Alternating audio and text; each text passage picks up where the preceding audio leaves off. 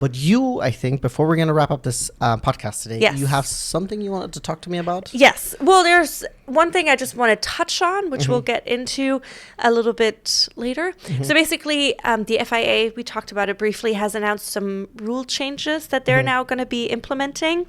We talked about I don't think we talked about it on the podcast last week, but we were talking about that Carlos Sainz Sr. is potentially considering running for the overall presidency Of the FIA. Exactly, and it already comes with a lot of obstacles. We'll get into that next weekend or next week, Monday, when we bring out a special episode about the FIA that you're going to be preparing for us. But then we talked about how tricky it is for him to even potentially become a contender or to run for the office, how there is potentially a risk of more obstacles being thrown in his way in the upcoming months. But now the FIA announced some rule changes to, I feel like, soften the image of MBS a little bit. They kind of taken a couple steps back and some penalties and things like that, which I think is just a way to make him look a little bit better. Yeah, but it's also like, it's this thing where it's like, I'm going to create a problem. Yeah. And then I'm going to create a solution for it. So now Literally. that I look better. Yes. I know that I think Hamilton and both Russell spoke negatively about it. I didn't really look at it, but I'm like, yeah, dude, like you created a problem that was never there. Yeah. As far as I know. Yes. I haven't really heard anything, and I hadn't read online anything about it, that people complain about too much cursing. Yeah. Nonsense. And I don't know if this also has something to do with the growing fan base of Americans, because here censorship is obviously a lot bigger when it comes to words like that compared to Europe, where like, yeah, you said shit, grow up, you know? Like, honestly, if it's an issue for you, then don't watch. Yeah, then watch the children coverage. They literally have that available. Exactly. And I mean, I feel like children see much worse and hear much worse. I'm not your kid's parent, but like, honestly, deal with it. Yes, but like I said, we'll get into more FIA information next week when we're bringing out the special episode. I'm sure we'll touch on those things more, but that's definitely been in conversation. So I'm curious to see how that will pan out in the future. And then the one thing I wanted to bring up was about IndyCar.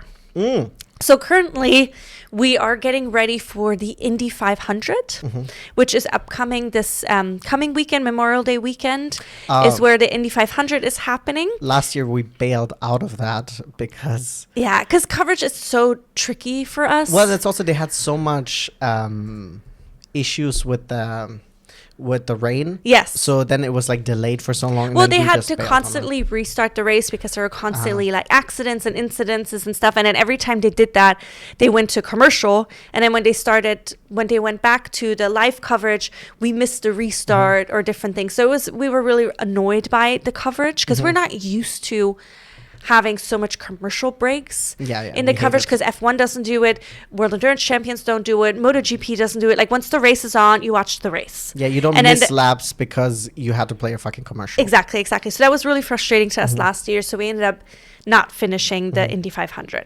But so this weekend is qualifying for the Indy 500, which is happening next weekend.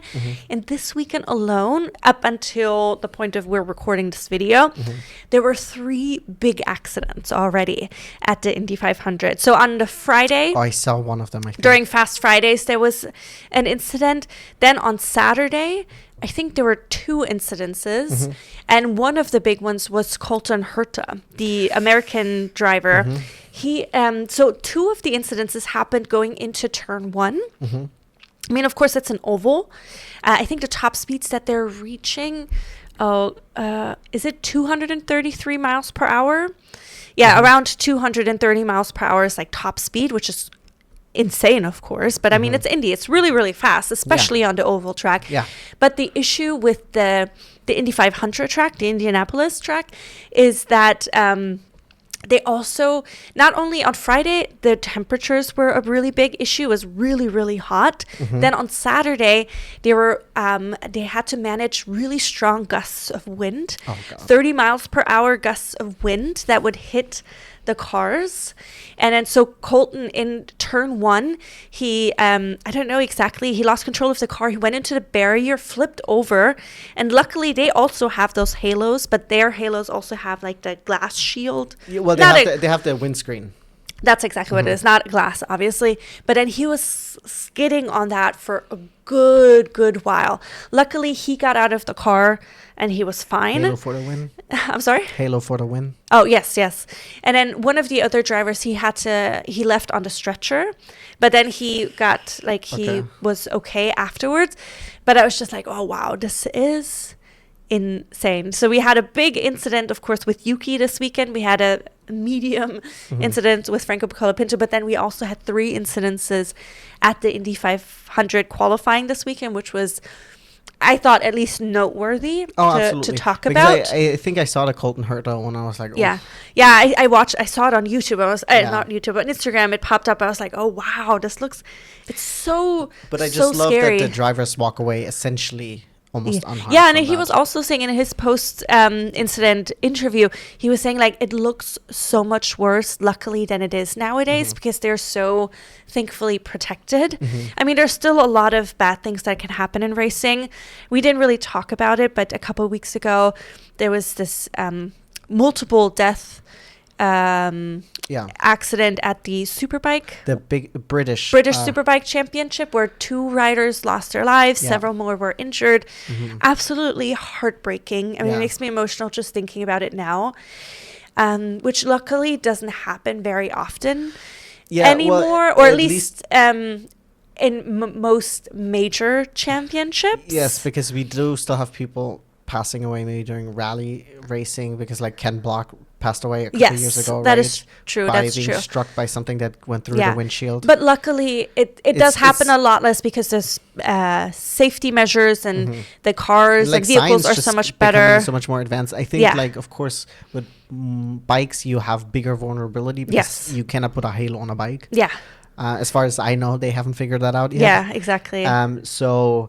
yeah, it was very, very devastating when that happened. Yes. So I just wanted to touch on that it was, I mean, it's scary just seeing all these things. We didn't watch the British Superbike one. I didn't want to see it. Yeah, because we heard about it post race. And I know that they were racing this weekend. Yes, I did see that too, but I was like,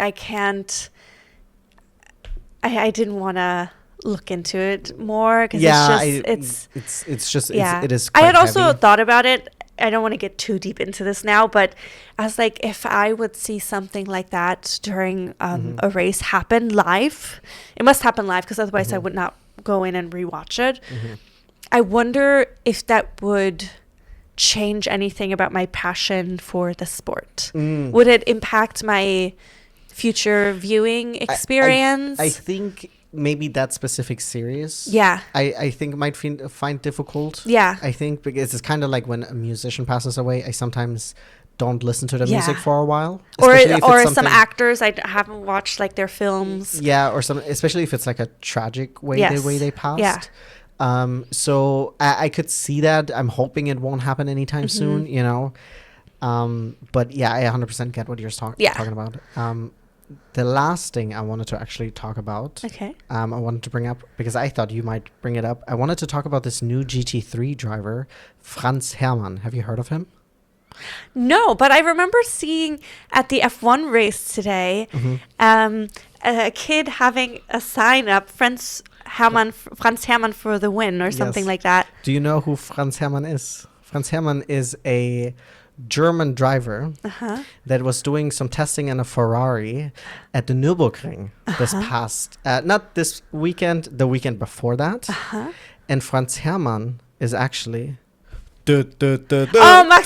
Max Verstappen. Yes, so Max Verstappen. Yes, I heard about. I didn't make that connection. Yes. Did some GT3 testing. Yes. On the Nürburgring, he actually broke I think a track record. Yes.